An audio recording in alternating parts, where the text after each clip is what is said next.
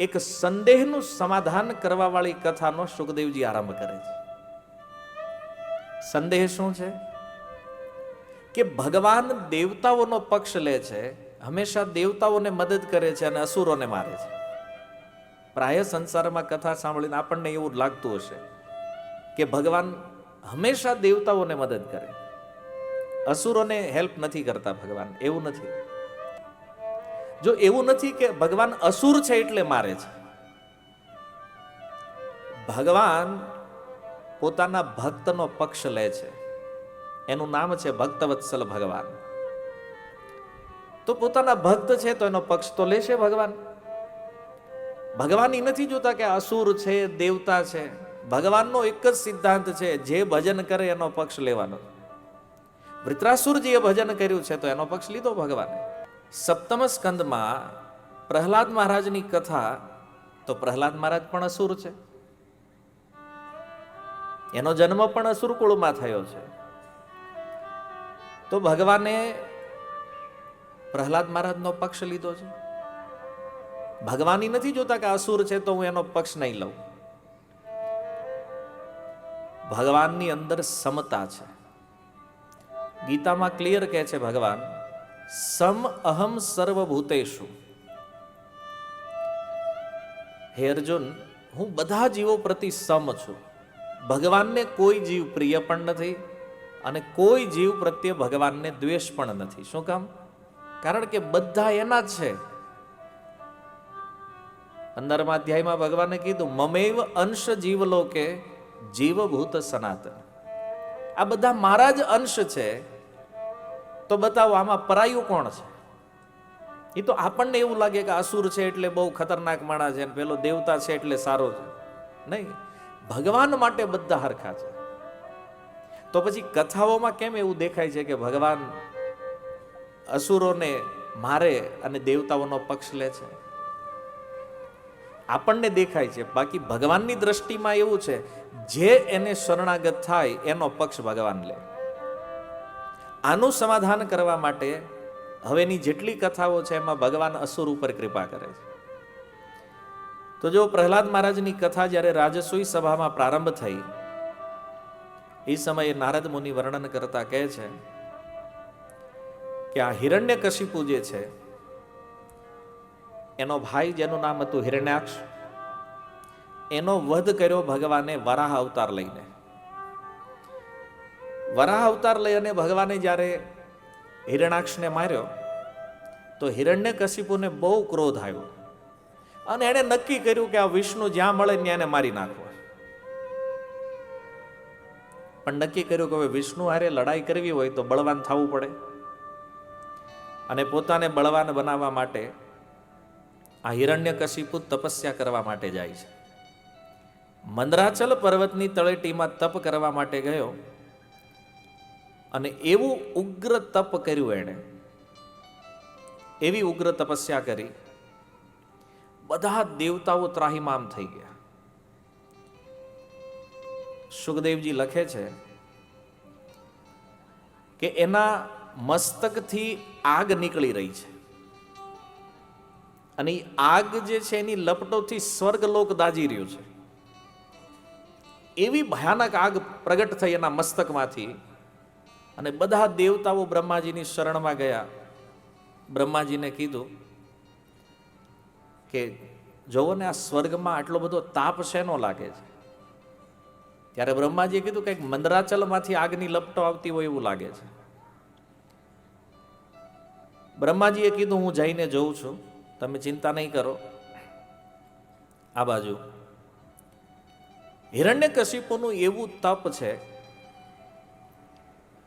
કેવલ શરીરમાં હડ્ડી બચી છે, બસ રક્ત માંસ ચામડી બધું જીવજંતુ ઉદય ખાઈ ગયા.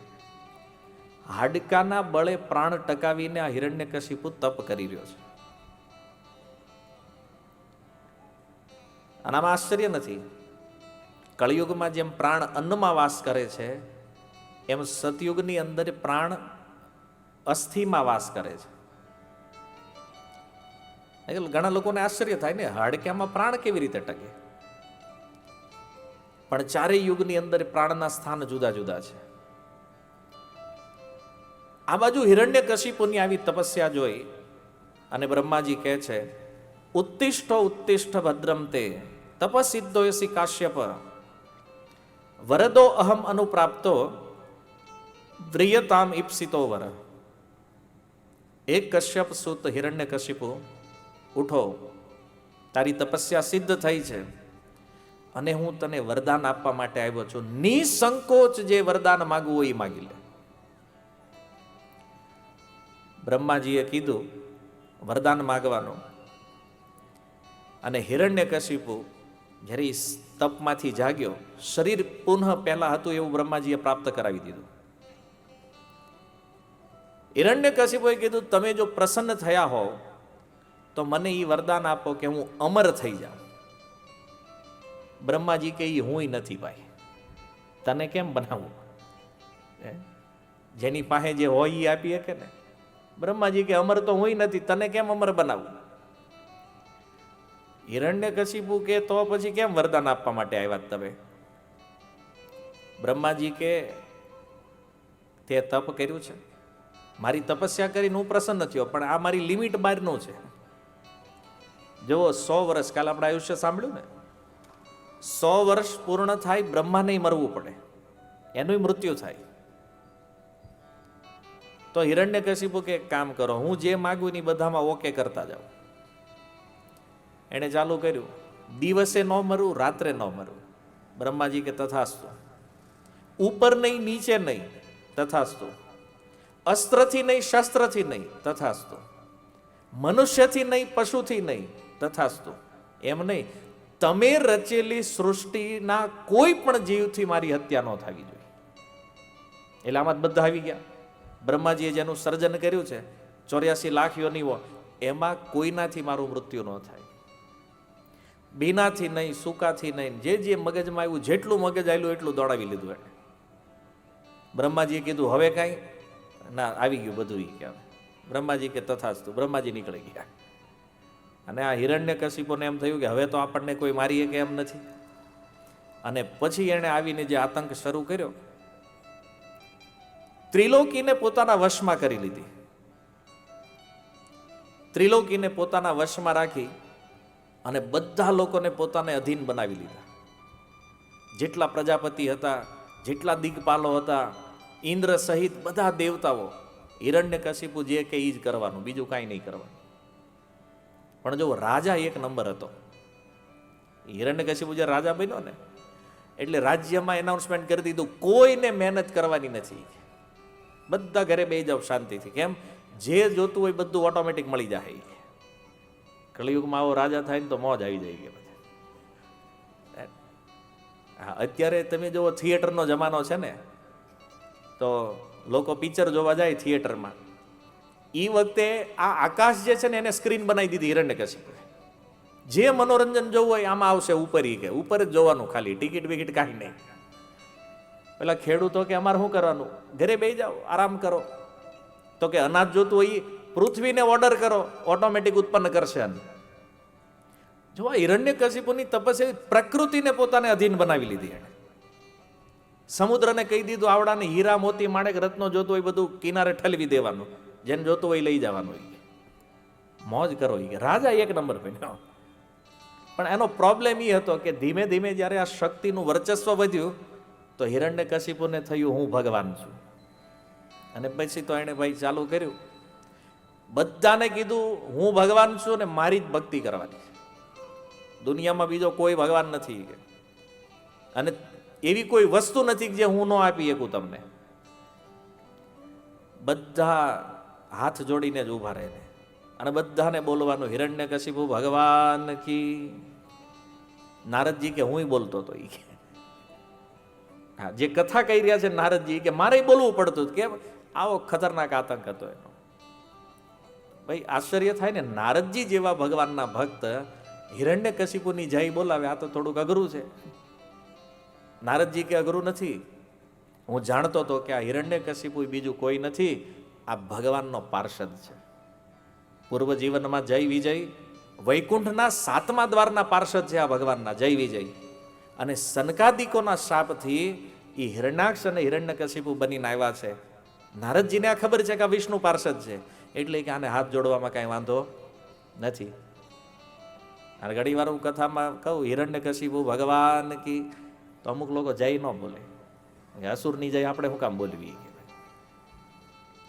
ભલે અત્યારે અસુર છે પણ એ મૂળમાં તો ભગવત પાર્ષદ છે ને, એટલે એમાં જય બોલો તો એમાં કઈ વાંધો નથી.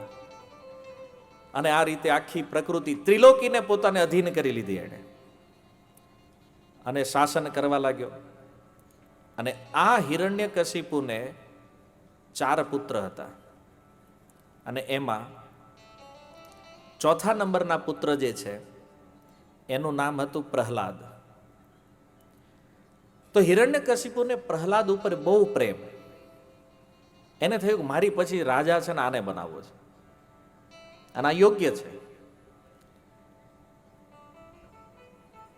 એ પ્રહલાદને જ્યારે ગુરુકુળમાં મૂકવામાં આવ્યા પછી એક દિવસ માતા કયાધુ એને સુંદર તૈયાર કરી અને હિરણ્યકશિપુ પાસે લાવે છે. પુત્રમાં પ્રેમ એટલો હતો, એ પ્રહલાદને ખોળામાં બેસાડ્યા અને ખોળામાં બેસાડીને પૂછ્યું કે બેટા, પપ્રચ્છ કથ્યતામ વત્સ મન્યતે સાધુ યદ ભવાન. તું એ બતાવ્યું કે તને કઈ વાત સારી લાગે છે, તું જે કાંઈ જાણે છો, તારી પાસે જે કાંઈ જ્ઞાન છે એમાં શ્રેષ્ઠ વાત કઈ છે, સારી વાત કઈ છે? ત્યારે પ્રહલાદ મહારાજ કહે છે, તત્સાધુ મન્યે સુરવર્ય દેહિનામ સદા સમુદ્વિગ્ન ધેયમ અસદ્ગ્રહાત હિત્વાત્મપાતમ ગૃહબંધકૂપમ વનમ ગતો યદ હરિમાશ્રયત. કે છે પિતાજી, આ સંસારના જીવો હું અને મારાના મિથ્યા આગ્રહમાં પડી અને હંમેશા ઉદ્વિગ્ન રહે છે, હંમેશા બળતા હોય. હું અને મારાના ચક્કરમાં આમ બહારથી કાંઈ ન વાંધો આવતો હોય, દેખાતું હોય સારું છે રેડી, પણ અંદરથી બળતા હોય, ઉદ્વિગ્નતા એને કહે છે. તો આવા લોકો માટે હું એવું સમજુ છું કે આત્માનું પતન કરાવવા વાળો આ ગૃહસ્થ રૂપી જે અંધારો કૂવો છે એને છોડી વનમ ગતો યદ હરિમાશ્રયત, એને વનમાં જઈ અને ભગવાનનો આશ્રય લેવો જોઈએ. આ પ્રહલાદ મહારાજ કહે છે. જો આ શ્લોકને તમે સીધો વાંચો તો આમાં એવું લાગે કે પ્રહલાદ મહારાજ બધાને જંગલમાં જઈને ભજન કરવાની શિક્ષા આપે છે, અને એ આપણે કરી નો એકવી. હમણાં આપણને કહ્યું કે આ બધું મૂકીને તમારે ભજન કરવા જવાનું, ન જઈ એકવી આપણે. પણ પ્રહલાદ મહારાજની શિક્ષા આ શ્લોકમાં એ છે કે આ બધું છોડીને વનમાં કોને જવાનું છે?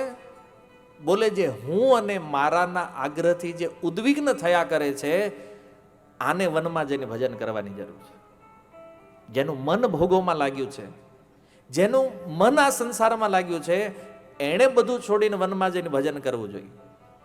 પણ કહે છે સંસારમાં રહેતા રહેતા જેનું મન ભગવાનમાં લાગી ગયું છે, તો એના માટે ક્યાંય જવાની જરૂર નથી.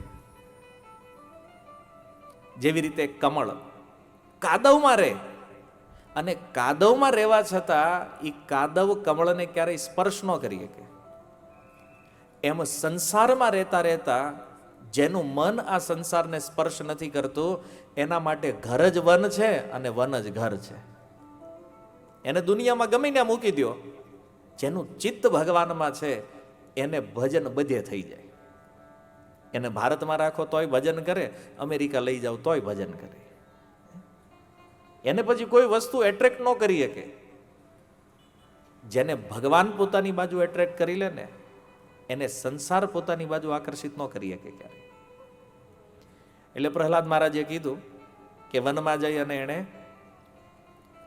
ભગવાનનો આશ્રય લેવો. યદ હરિમ આશ્રય. હવે આ ભગવાનનો વિરોધી સાંભળ્યું હરિનો આશ્રય તો ક્રોધ નો આવ્યો, કે આ તો બાળક છે ને બિચારો, આને કોઈ કે ફોહલાવ્યો છે, કોઈ કે લાલચ આપી છે, મનમાં કંઈક નાખ્યું છે,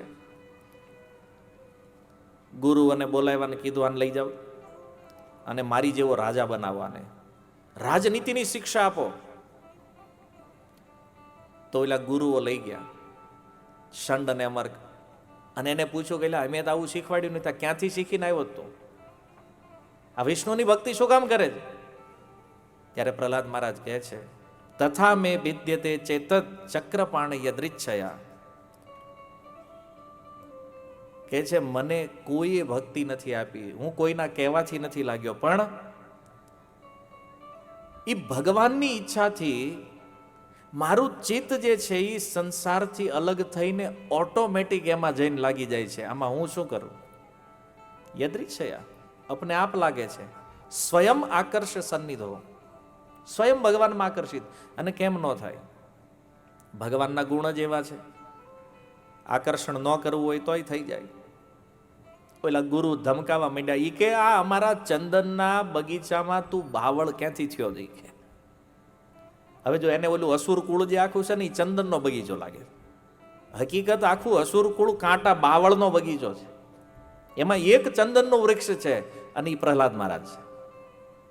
તો ઓલાને ઊંધું લાગે છે. જો આ જગતમાં ક્યારેક ક્યારેક આશ્ચર્ય કરે એવી વસ્તુઓ જોવા મળે. કોઈ બાળક હોય, કોઈ યુવાન હોય, એ ભક્તિમાં લાગે ને તો એના ઘરવાળા શું કે ખબર? આ બગડ્યો. મંદિરે જવા માંડે એટલે શું કે? આ બગડ્યો. ઈ કે અને એ પાછો ફિલ્મો જોવા માટે જતો હોય, ક્લબમાં જતો હોય, બહાર રખડતો હોય તો એને બાપાને વાંધો નથી, કારણ કે બાપ જ હિરણ્યકશિપુ જેવા હોય. એમને એને કેમ સમજાવવા કે આ બગડ્યો નથી, આ સુધર્યો. પણ જો એ સુધારમાં બગાડ દેખાય. એમ ઓલા ષંડ અમર કે જોયું, એ કે અમારું આ ચંદનના વન જેવું આખું અસુર કુળ ને એમાં તું કાંટો થયો છો. એ કે આચાર્યગણ લખે છે આ શ્લોકની ટીકામાં, એ કે હકીકતમાં તો આખું અસુર કુળ છે ને એ બાવળનું વન છે, અને એમાં એક પ્રહલાદ મહારાજ જે છે ને એ ચંદનનું વૃક્ષ છે. અને આ રીતે ગુરુઓએ સામ દામ દંડ ભેદ કરીને પ્રહલાદ મહારાજને ભણાવ્યા, અને પ્રહલાદ મહારાજ ભણી લેતા બધું. વળી લાવ્યા હિરણ્યકશિપુ પાસે. હિરણ્યકશિપુએ કીધું, બેટા પ્રહલાદ, જે ભણ્યો છો તું એમાંથી શું સારું લાગ્યું? કે 9 પાઠ એકદમ 1 નંબર છે. 9 પાઠ હું શીખ્યો છું, એ હારામાં હારા મને લાગે છે. બાકી ઘણું બધું શીખ્યો છું, પણ આ સૌથી બેસ્ટ છે. કયા? શ્રવણમ કીર્તનમ વિષ્ણુર સ્મરણમ પાદ સેવનમ અર્ચનમ વંદનમ દાસ્યમ સખ્યમ આત્મનિવેદનમ ઇતિ પુંસાર પિતા વિષ્ણુ ભક્તિ ચ નવલક્ષણા. આ 9 પ્રકારની ભક્તિ જો ભગવાન વિષ્ણુ પ્રતિ કરવામાં આવે તો કહે છે પિતાજી આ સૌથી સારું છે. પછી તો હિરણ્યકશિપુનો મગજ ગયો. એ પ્રહલાદ જે ખોળામાં છે ને, ખોળામાંથી કર્યો ઘા નીચે. સૈનિકોને કીધું આને મારી નાખો. જો આસુરી બુદ્ધિ છે. જ્યાં સુધી એનો સ્વાર્થ પૂરો થાય ને ત્યાં સુધી પ્રેમ રહે, અને જેવો સ્વાર્થ પૂરો પ્રેમ પૂરો. જે પુત્રને આટલો પ્રેમ કરે છે, જેને રાજા બનાવવાની ઈચ્છા હતી, એ પ્રહલાદ માટે કીધું આને મારી નાખો. અને ઓલા સૈનિકો તલવાર ને ભાલા લઈને આવ્યા, પ્રહલાદ મહારાજ ઉપર માંડ્યા પ્રહાર કરવા. પણ જો રામ રાખે ને કોણ જાખે ભાઈ. પ્રહલાદ મહારાજને કોઈ ભય નથી. 5 વર્ષની ઉંમર, કોઈ ભય નહીં. શાંત ચિત્તે ભગવાનનું સ્મરણ કરતા કરતા ઊભા છે, અને ઓલા ગમે એટલો પ્રહાર કરે પણ એક તલ ભારની ખરોચ આવી નહીં પ્રહલાદ મહારાજ. ઓલા થાકી ગયા કે મહારાજ હવે શું કરવું? ગમે એ કરો, મારી સામેથી આને લઈ જાવ ને મારી નાખો. ઓલા સૈનિકો લઈને આવ્યા, મોટા મોટા હાથીઓ બોલાવ્યા, અને જોયું કે આને હાથીના પગ નીચે કચડીને મારી નાખો. કે હાથીના પગ નીચે કચડવામાં આવ્યા. પ્રહલાદ મહારાજને કાંઈ થયું નહીં. આગળ ઉપર પર્વતો ઉપરથી ફેંકવામાં આવ્યા એને, પણ એક ફૂલની જેવા કોમળ પ્રહલાદ મહારાજ, કોઈ ખરોચ નહીં. સમુદ્રમાં ડૂબાડી દેવામાં આવ્યા. અનેક ઉપાયો કર્યા, પ્રહલાદ મહારાજને કાંઈ થયું નહીં. ત્યારે હિરણ્યકશિપુએ કીધું એક કામ કરો, એની માતાને કહો કે આને વિષ આપી દે. કાલકૂટ વિષ ભોજનમાં પીરસ્યું માતાના હાથે, છતાં પ્રહલાદ મહારાજને કાંઈ થયું નહીં. અને ત્યાર પછી હિરણ્યકશિપુ થાક્યો. એ કે એક કામ કરો ને આને જે કરવું એ કરવા દો, આને છૂટો મૂકો. એ કે હવે આનું કાંઈ થાય એમ નથી. ગમે એટલા ઉપાય કરો ને પછી છોકરો સુધરે નહીં, શું કરે બાપા બિચારા? જવા દો કે આને જે કરવું એ કરવા દો કે. આપણે એમ માનજો કે આ એક જે છે ને છે જ નહીં, આપણે આપણું કામ કરો ને આ ડિસ્ટર્બ કરશે આપણને. હિરણ્યકશિપુએ થાકીને બધા પ્રયાસ બંધ કર્યા, એમાં એની બેન આવી હોલિકા. એણે કીધું ભાઈ કેમ ટેન્શનમાં? કે તારા ભત્રીજો મરતો જ નથી કે એટલી ટ્રાય કરી, એટલા ઉપાય કર્યા, આનું મૃત્યુ થતું નથી. એ કે મરે હું નહીં, આપણી પાસે વરદાન છે. શું વરદાન છે? આગ મને સ્પર્શ કરતી નથી, અને એક મોટી ચિતા બનાવું, એને ખોળામાં લઈને બેહવું, એ બળીને ભસ્મ થઈ જાય ને તારું કામ થઈ જાય. હિરણ્યકશિપુ કર્યો, ટ્રાય ઈ કર્યો. વિશાળ ચિતા નિર્માણ થઈ અને હોલિકા પ્રહલાદને ખોળામાં લઈને બેઠી, અને આગની એટલી વિશાળ લપટો, કોઈને ખબર ન પડી આમાં હોલિકા બળે છે કે પ્રહલાદ બળે છે.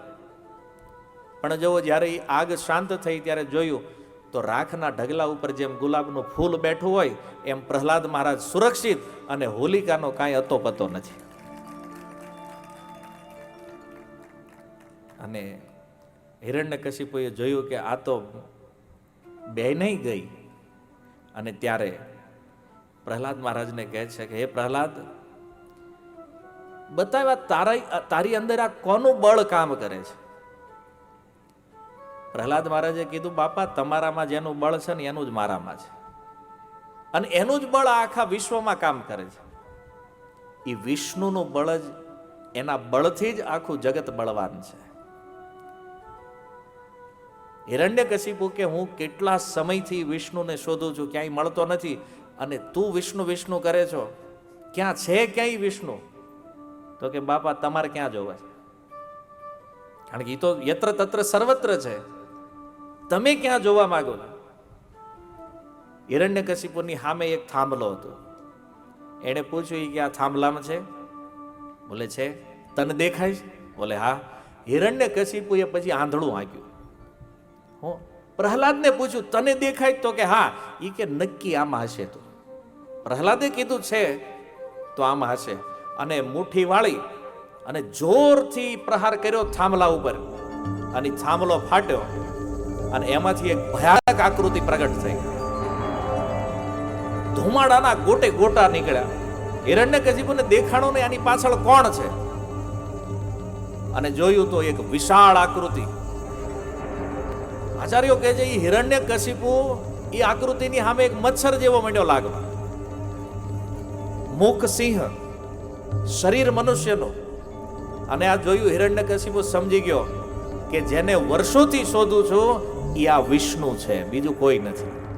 અને જેવો મનમાં દ્રઢ વિશ્વાસ થયો કે આ વિષ્ણુ છે, પોતાના શસ્ત્ર ઉઠાવ્યા અને ભગવાન સાથે યુદ્ધ કરવા માટે કૂદ્યો ભગવાન ઉપર. પણ તમે જો ને, સિંહની જે કેશવાળી છે એ વાળમાં ખોવાઈ ગયો હિરણ્ય, અને ભગવાને આમ જેમ મસ્તક હલાવ્યું, એમાંથી હેઠો પડ્યો.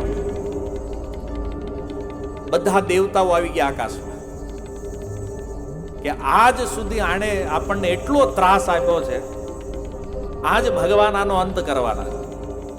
અને એ હિરણ્યકશિપુએ જોયું કે આકાશમાં બધા દેવતાઓ મારા મૃત્યુને જોવા આવ્યા છે, ઓર વધારે ક્રોધિત થઈ ગયો અને ભગવાન ઉપર કૂદ્યો. ભગવાન એમ મચ્છરને કોઈ પકડે એમ હિરણ્યકશિપુને પકડી લીધો ભગવાને. ભગવાનને થયું કે હવે પ્રગટ થઈને આવ્યો છું તો ઘડીક વાર યુદ્ધ તો કરવાની. હારે ભગવાને સહેજ પકડ ઢીલી કરીને હિરણ્યકશિપુ છટક્યો. બધા દેવતાઓમાં હાહાકાર થઈ ગયો કે ભગવાનના હાથમાંથી છટકી ગયો. આ દેવતાઓએ પ્રાર્થના કરી, પ્રભુ આને બહુ કષ્ટ આપ્યા છે, બહુ દુઃખ આપ્યું છે, આને રમાડો નહીં, આને જલ્દી મારી નાખો. અને ભગવાને હિરણ્યકશિપુને પકડી બરાબર ઉંમરની મધ્યમાં લાવ્યા અને મધ્યમાં પોતાના ખોળામાં રાખી હિરણ્યકશિપુની સામે તીક્ષ્ણ નખ, ભગવાનના 4 ચતુર્ભુજ રૂપમાં આવ્યા છે, 2 હાથથી એને પકડ્યો અને 2 હાથથી પોતાના નખ બતાવી ભગવાન વરદાન યાદ માંડ્યા કરાવ. બ્રહ્માજી બાજુમાં ઊભા હતા. હિરણ્યકશિપુને પૂછ્યું, બોલ દિવસ છે કે રાત?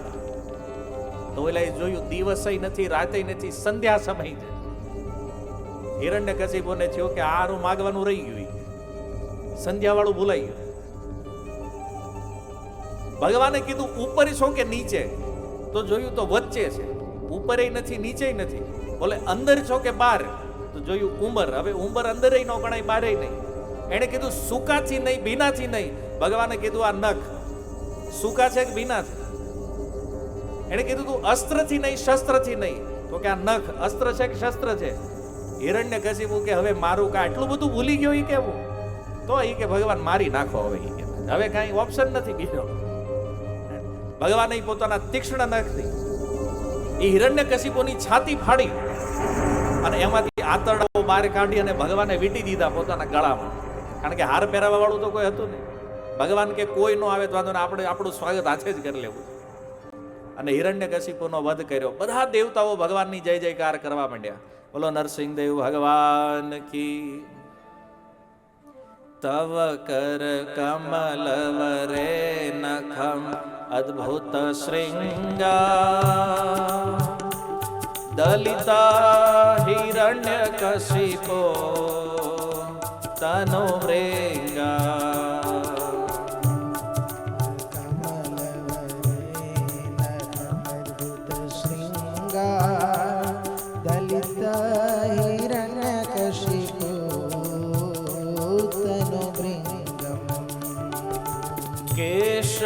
કેશવધ્રિતા નરહરિ રૂપા જય જગદીશ હરે, જય જગદીશ હરે, જય જગદીશ હરે. કેશવધ્રિતા નરહરિ રૂપા જય જગદીશ હરે, જય જગદીશ હરે, જય જગદીશ હરે. કેશવધ્રિતા નરહરિ રૂપા જય જગદીશ હરે, જય જગદીશ હરે, જય જગદીશ હરે. કેશવધ્રિતા નરહરિ રૂપા જય જગદીશ હરે, જય જગદીશ હરે, જય જગદીશ હરે.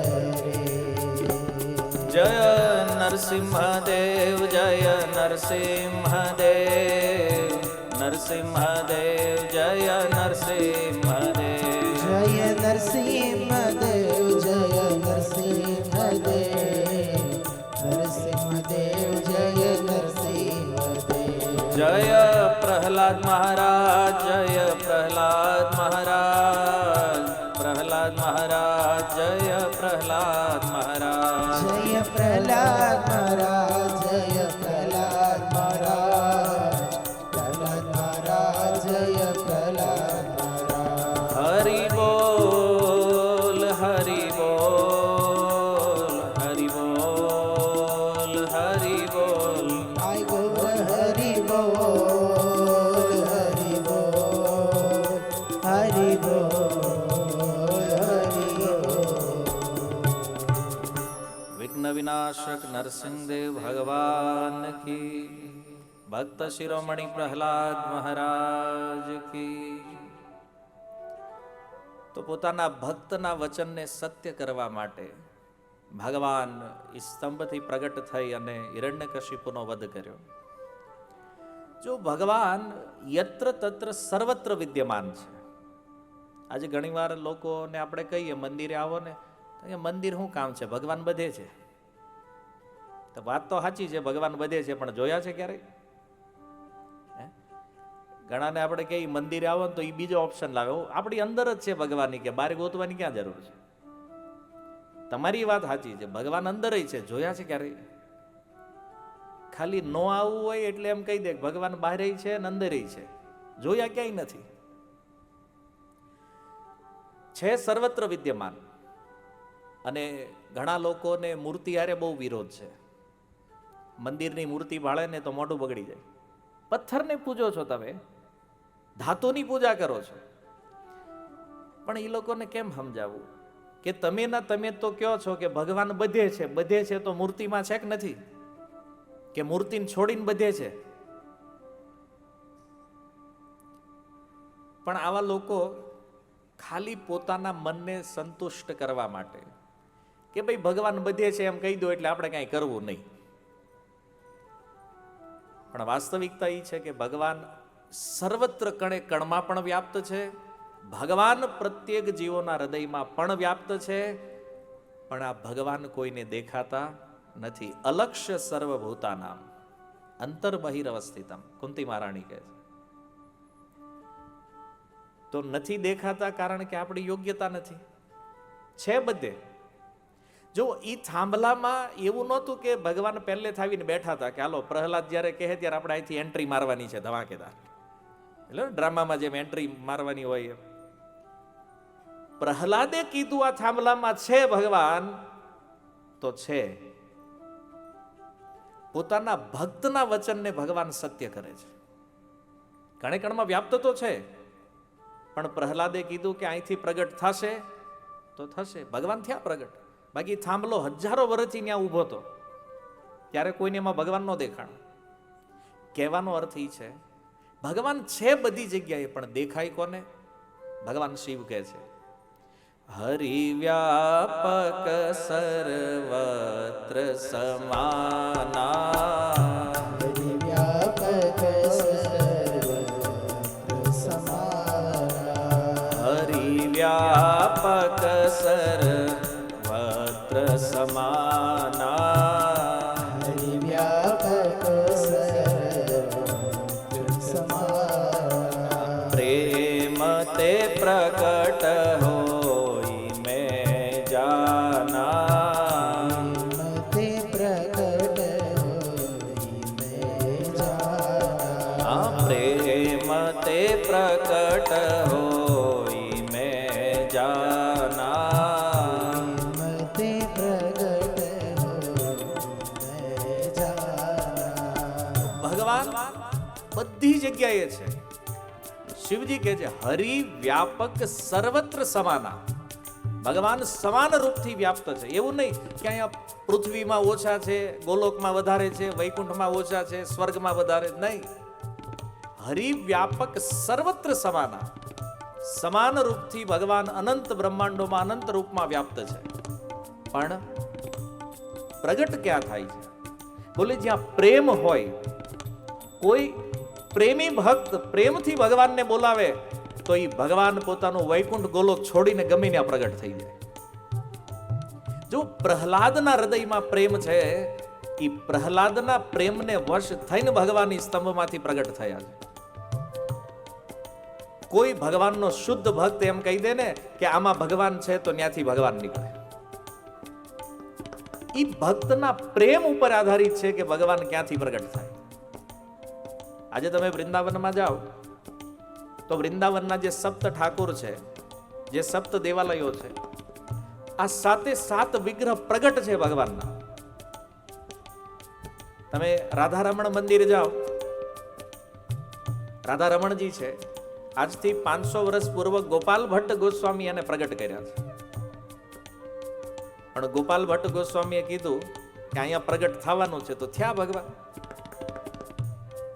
તમે યમુનાજીથી નિકટ પરિક્રમા માર્ગ ઉપર આવો, રાધા મદન મોહનજીનું મંદિર છે.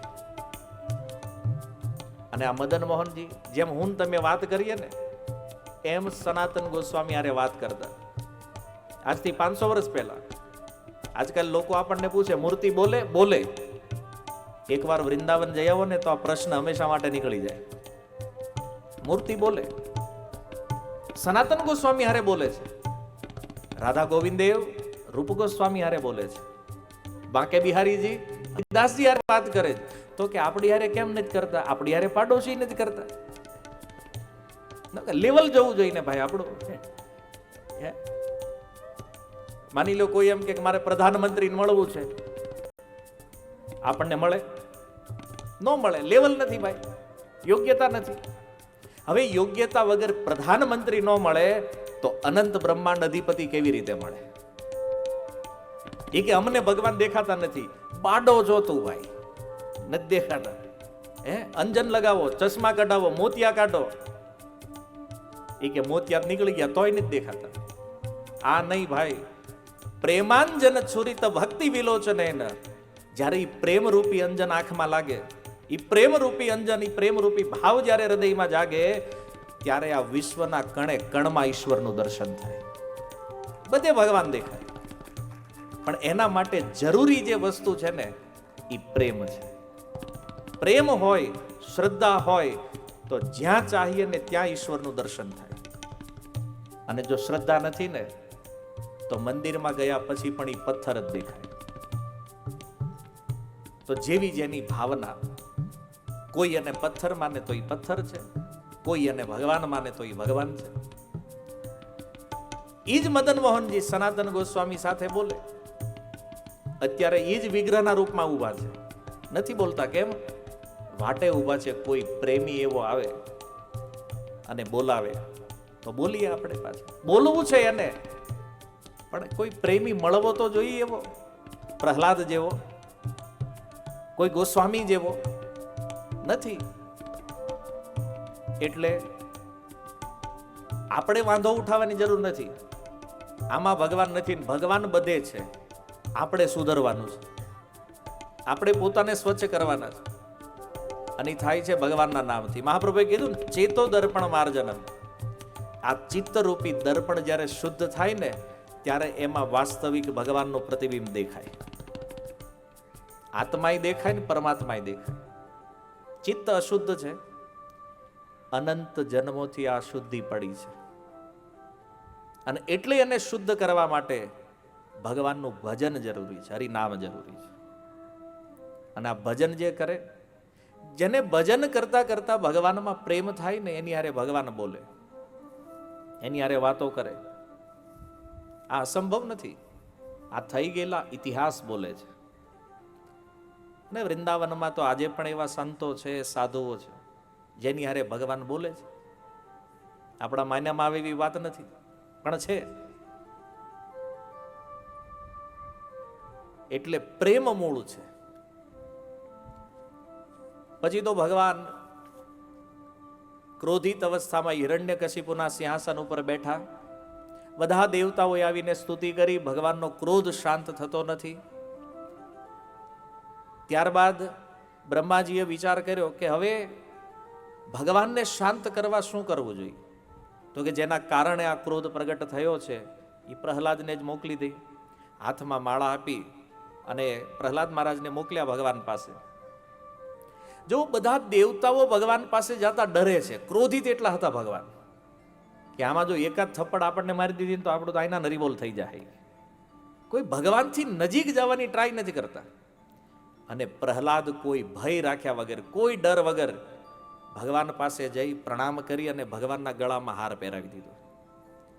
ભગવાને જોયું, પ્રહલાદે પ્રણામ કર્યા, પોતાના બે હાથથી પ્રહલાદને ઊભા કરી પોતાના ખોળામાં બેસાડી અને પોતાની જીહવા વડે ભગવાન ચાટવા માંડ્યા. પશુઓનો પ્રેમ કેવી રીતે વ્યક્ત થાય? જેમ ગાય કોઈ વાછરડાને જન્મ આપે તો ચાટે છે ને, એમ એ સિંહનું જે મુખ છે ભગવાનનું, એ જીહવા વડે પ્રહલાદ મહારાજને ચાટવા માંડ્યા ભગવાન.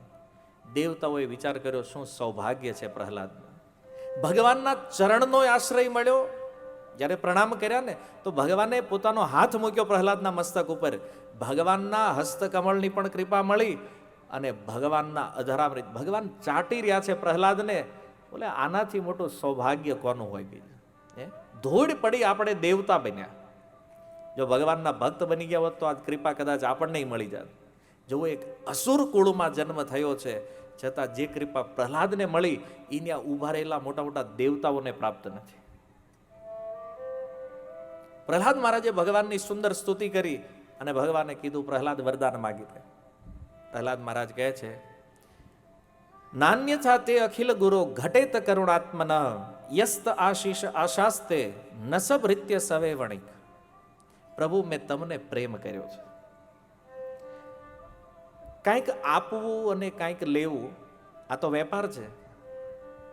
મેં વેપાર નથી કર્યો પ્રભુ, મેં પ્રેમ કર્યો છે. અને પ્રેમમાં ખાલી આપવાનું હોય, લેવાનું ન હોય. પ્રભુ વરદાન નથી જોતું ભગવાન કે મારે દેવું છે તને. તો પ્રહલાદ મહારાજે અદ્ભુત વરદાન માંગ્યું કે જો તમારે દેવું હોય પ્રભુ તો એવું વરદાન આપો કે મારા મનમાં ક્યારેય માગવાની ઈચ્છા જ ન થાય, માગવાની કોઈ કામના ન થાય મારી અંદર, આવું વરદાન મને આપો. છતાં ભગવાન કહે છે પ્રહલાદ હજી કાંઈક માગ. પ્રહલાદ મહારાજે જોયું કે મારા હૃદયમાં કાંઈક તો કામના છે, નહીતર ભગવાન વારી ઘડીએ ન કે માગ માગ એમ. કેમ? તો હૃદયના કોઈક ખૂણે કોઈક કામના તો પડી છે જે મને જ સમજમાં નથી આવતી. અને એ સમયે ભગવાનનું વચન સાંભળી અને પ્રહલાદ મહારાજ કહે છે કે પ્રભુ એક ઈચ્છા છે. શું?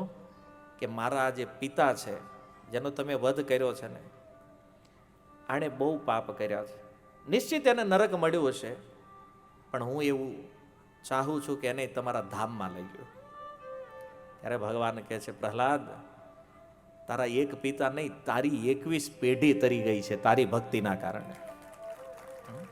જો કુળમાં કોઈ એક ભક્ત થાય ને 21 પેઢી તારી દે. પ્રહલાદ તારે એની ચિંતા કરવાની જરૂર નથી. એનું શ્રાદ્ધ અંત્યેષ્ટિ કર અને આટલું આશીર્વચન આપી ભગવાન ત્યાંથી અંતર્ધ્યાન થયા.